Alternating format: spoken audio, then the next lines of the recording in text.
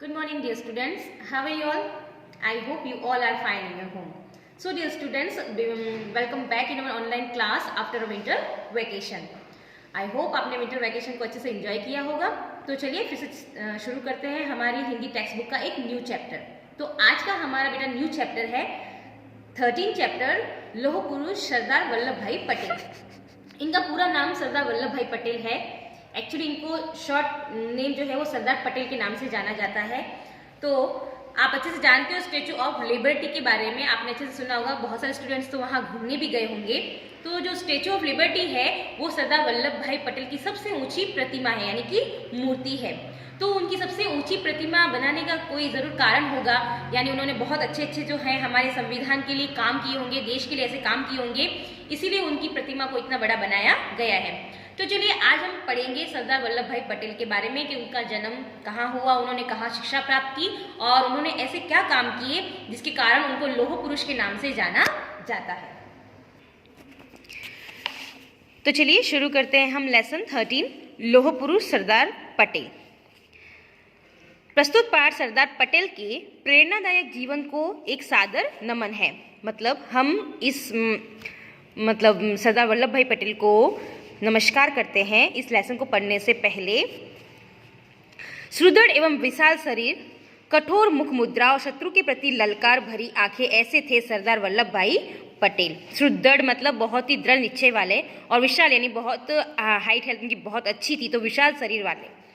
वल्लभ भाई पटेल का जन्म 31 अक्टूबर 1875 को गुजरात के खेड़ा जिले के करमसद नामक गांव में हुआ था। कब हुआ था? 31 अक्टूबर 1875 में। कहाँ हुआ था? गुजरात के खेड़ा जिले में। ठीक है। और करमसद उनके गांव का नाम था। इनके पिता श्री जवेर भाई पटेल एक साधारण किसान थे। वे बड़े देशभक्त, साहसी और पराक्रमी थे। उन्होंने सन 1857 के प्रथम भारतीय स्वतंत्रता संग्राम में भाग लिया था। 1857 में एक बहुत बड़ी क्रांति हुई थी बेटा, जिसको हम भारतीय स्वतंत्रता संग्राम का पहली क्रांति कह सकते हैं।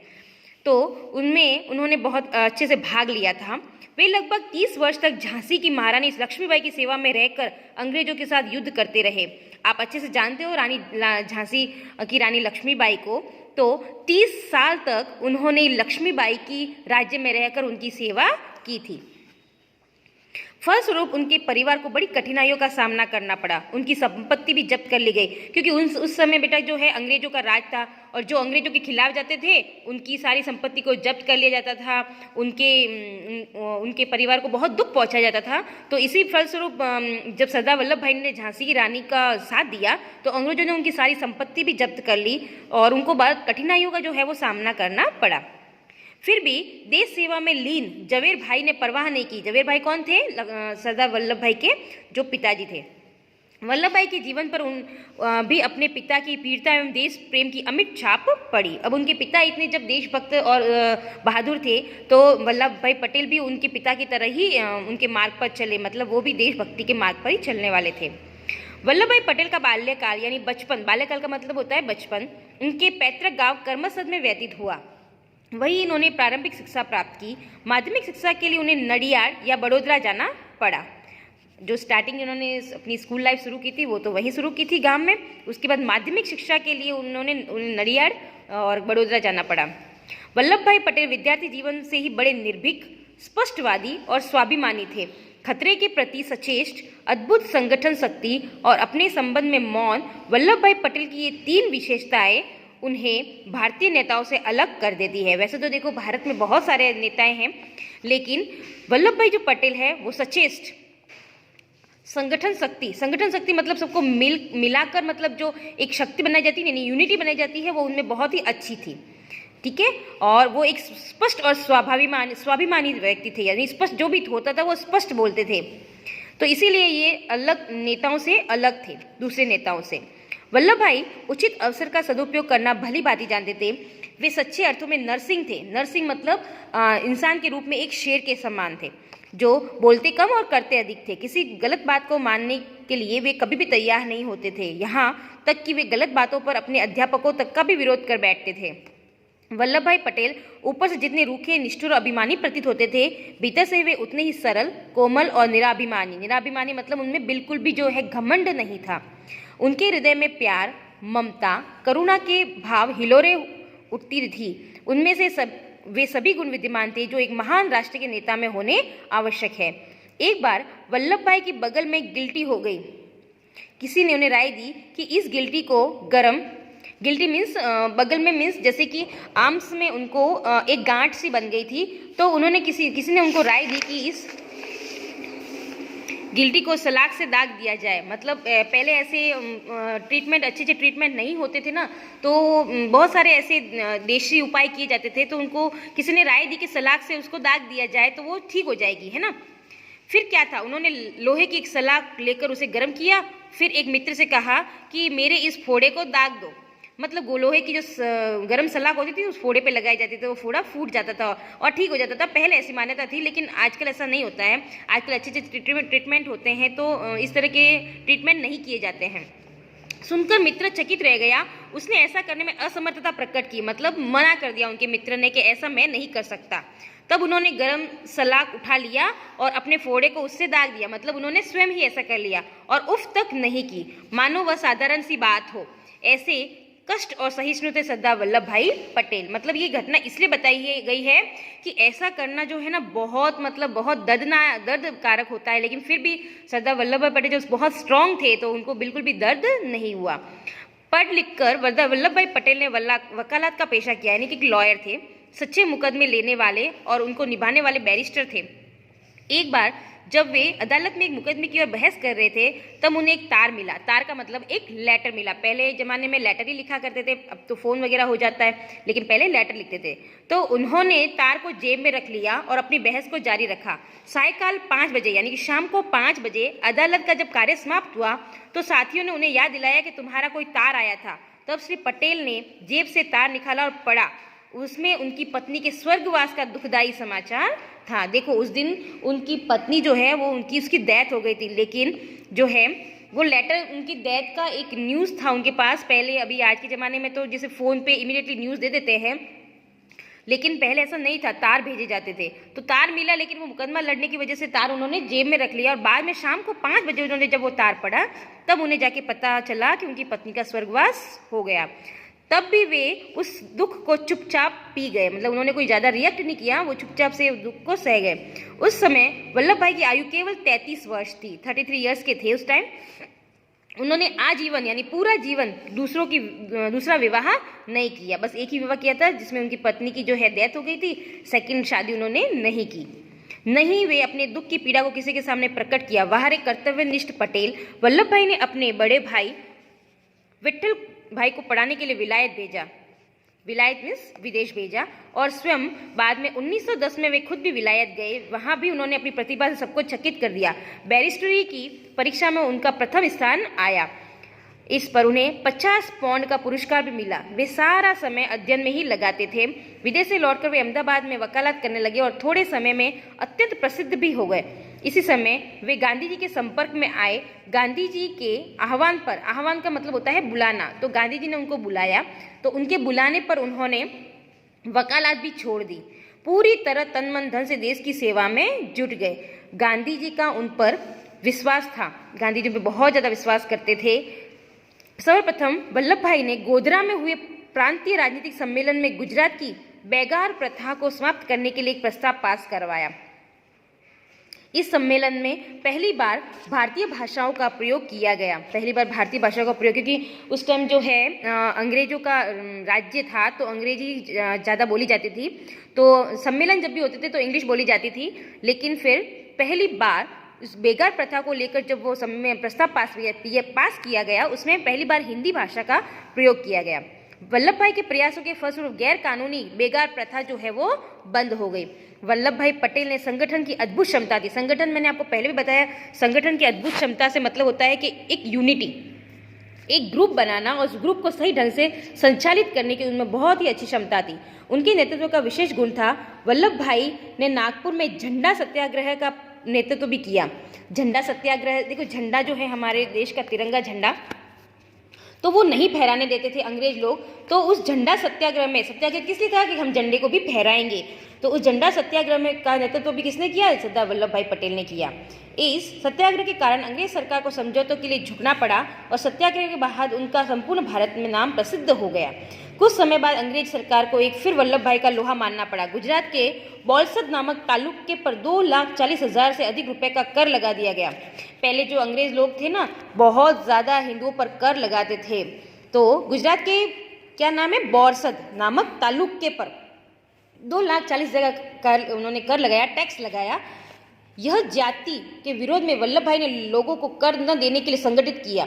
वल्लभ भाई ने बोला कि आप लोग कर नहीं देंगे, उन लोगों को इकट्ठा किया उन्होंने और मजबूरन सरकार को कर संबंधी आदेश जो है वो वापस लेना पड़ा। इसका मतलब कि वल्लभ भाई की जीत हुई, उनके संगठन की जीत हुई और अंग्रेजों ने कर वापस ले लिया, मतलब ये प्रस्ताव वापस ले लिया उन्होंने, कर देने लोगों ने भी कर देने से मना कर दिया। फिर उसके बाद 1927 में बारदोली का प्रसिद्ध सत्याग्रह हुआ। 1927 में बारदोली का सत्याग्रह जो है बहुत ही फेमस है। इसमें जैसे जैसे आप आगे जाओगे, हिस्ट्री पढ़ोगे तो ये ज़रूर आएगा बारदोली का सत्याग्रह। बारदोली के सत्याग्रह में बेटो जो किसानों पर सरकार ने जो टैक्स लगाए थे ये उनके बारे में था। तो प्रसिद्ध सत्याग्रह 1927 में हुआ था। किसानों पर सरकार ने लगान की जो दर थी वो बहुत बढ़ा दी थी। किसान वल्लभ भाई के पास गए। वल्लभ भाई ने कहा यदि जोखिम उठाना हो तो मैं आपके लिए लड़ सकता हूँ। तो वल्लभ भाई ने उनको बोला कि अगर जोखिम उठाओ तो मैं आपके लिए लड़ूं, अगर आप डर कर पीछे हट जाओ तो मैं आपके लिए नहीं लड़ूंगा। इस तरह उनके नेतृत्व में आंदोलन प्रारंभ हो गया। तो सारे किसान जो है वो एग्री हो गए और उन्होंने वल्लभ भाई का साथ देने का निश्चय कर लिया। तो इस तरह से आंदोलन प्रारंभ हो गया। उन्होंने गांव वालों को इस तरह संगठित किया कि लगान मिलना तो दूर, गांवों में अंग्रेज अफसरों को भोजन, रिहाइश और आवागमन का जो साधन है वह भी मिलना मुश्किल हो गया। मतलब आपको पता है पहले जब अंग्रेज रहते थे तो उनके लिए भोजन कौन बनाता था, हिंदू बनाते थे, हमारे भारत के लोग बनाते थे। रिहाइश उनको पैसे दे देते थे, उनको आवागमन की सुविधा देते थे। तो किसानों ने सब बंद कर दिया कि हम आपके लिए कुछ भी नहीं करेंगे। फलस्वरूप फिर क्या हुआ कि सरकार ने इसके विरोध में बहुत अत्याचार किए। गरीब किसानों के घरों में ताले फौज के जरिए तुड़वाकर सामान जब्त कर लिया, मालगुजारी वसूल करने की कोशिश की, लेकिन सरकारी खजाने में एक भी कौड़ी जमा नहीं हुई क्योंकि लोगों ने पैसे देने से मना कर दिया। हजारों लोग जेल गए, उनकी गायें भैंसें भी जब्त कर ली गई, लेकिन उन्होंने सिर न झुकाया।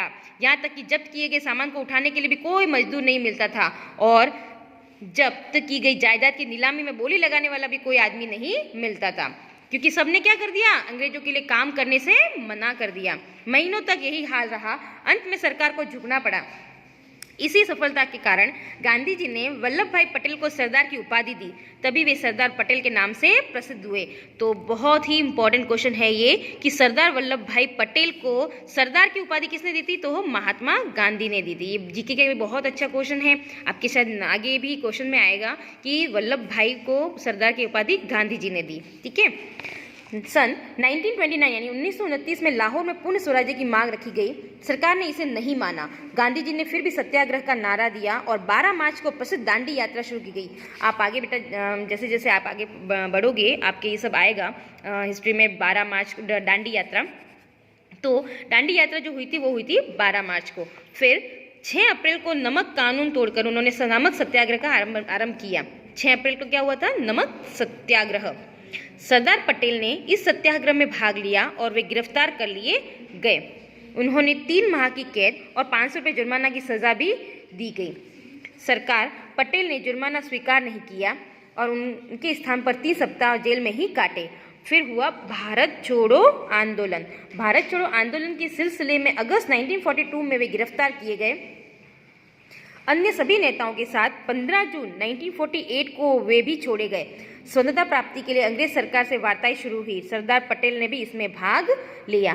तो बेटा एक्चुअली ये जितने भी आंदोलन दे रखे ना, ये सब ये हमारे भारत के आज़ाद 1947 में जब हमारा भारत आज़ाद हुआ तो ये उसकी शुरुआत है ना, कि ये सब देखो 1929, फिर ये 1942, ये सब शुरुआत है। 1945 ये सब कंटिन्यू, जब बहुत सारे आंदोलन किए ना तब जाके हमारे भारत को 1947 में जो है स्वतंत्रता प्राप्त हुई। फिर 1945 के बाद में आ गया 15 अगस्त 1947 को हमारा देश क्या हो गया, स्वतंत्र हो गया। कुछ ही महीने पहले गठित हुई अंतरिम सरकार में सरदार पटेल गृह और सूचना प्रसारण विभागों के सदस्य बने। बाद में भारतीय रियासतों का विभाग उन्होंने संभाल लिया।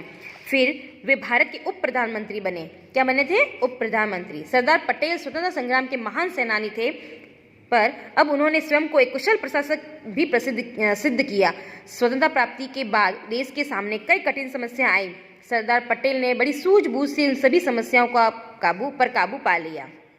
सरदार पटेल को जिस कार्य के लिए सदैव याद किया जाएगा वह था देसी रियासतों का एकीकरण। देखो, देसी रियासतों का एकीकरण बेटा ये बहुत बड़ा टॉपिक है, एक इसके स्पेशल इसके लिए एक अलग सा लेसन है हिस्ट्री में, आपके नहीं है।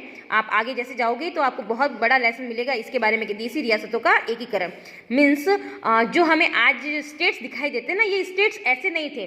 पहले छोटे छोटे जो है ना रियासतें होती थी, तो उन रियासतों को, बहुत सारी रियासतों को मिलाकर फिर एक स्टेट का निर्माण किया गया। तो ये सब काम किसने किया? सरदार वल्लभ भाई पटेल ने, क्योंकि यही इतने एक्सपर्ट थे, ये इतने समझदार थे कि ये काम उनके बिना और कोई नहीं कर सकता था। तो इनको सदैव याद किया जाएगा किसके लिए? देसी रियासतों के एकीकरण के लिए। एकीकरण का मतलब होता है एक करना। स्वतंत्रता प्राप्ति के समय देश में अनेक छोटी छोटी रियासतें थी।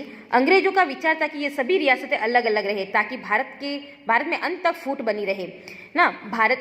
अंग्रेज जो थे ना बेटा, वो एक ऐसी नीति अपनाते थे कि फूट डालो और राज्य करो, यानी कि वो भारतीयों में क्या करते थे? फूट डालते थे, है ना, और फिर वो राज्य करते थे।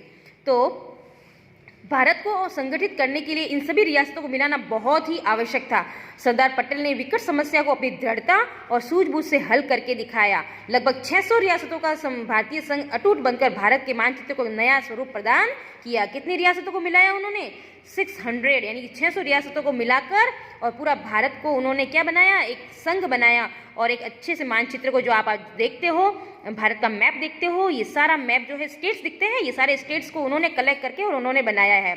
तो संपूर्ण भारत में एकता स्थापित हो गई, इसलिए उन्हें भारत का लौह पुरुष नाम माना जाता है। लौह पुरुष मतलब लोहे का पुरुष, यानी जिसने कभी हार नहीं मानी।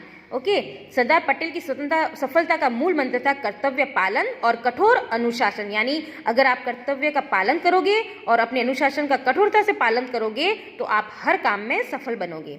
अपने 75वें यानी 75 जन्म दिवस पर यानी बर्थडे पर उन्होंने राष्ट्र को संदेश दिया था कि उत्पादन बढ़ाओ, खर्च घटाओ और अपव्यय बिल्कुल मत करो। यानी कि उत्पादन बढ़ाओ, यानी अपनी जो कोई भी जिस चीज़ का आप अपने बिजनेस करते हो, काम बढ़ाओ, उस उत्पादन को तो बढ़ाओ और खर्च कम करो, और अपव्यय यानी फिजूल जो होती है खर्च, वो बिल्कुल भी न करो।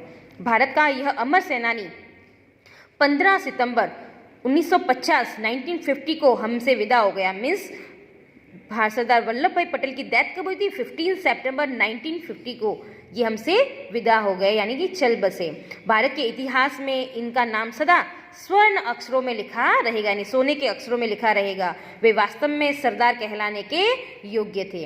ओके बेटा, तो ये इस तरह से आपका जो लेसन है वो कंप्लीट हो चुका है।